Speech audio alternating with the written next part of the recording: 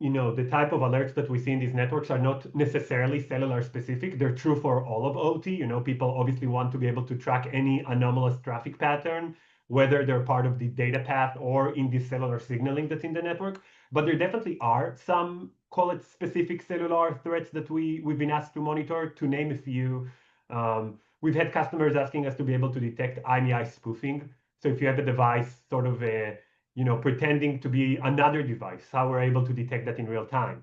We've had customers asking us sometimes to detect SIM swap events. If somebody was able to take a SIM and put it in another device and they don't have the ability to lock a SIM to a specific device, so just to be able to monitor that and provide them an alert when this happens. Something that is very critical relates to the CPEs that we discussed before.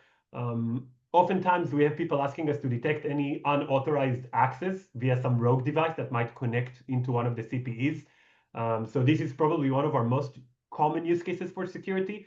People say, even if I trust the SIM that they have inside that router, if something was to be disconnected from that particular CPE and now there's another device there, how can we detect that in real time and quarantine that device in the meantime, or give it a certain restriction, like maybe it's not supposed to communicate with certain destinations or use certain protocols. So everything that relates to what's happening behind the router, I would say that's a very common ask for environments that have both cellular and devices connected via CPEs in their network.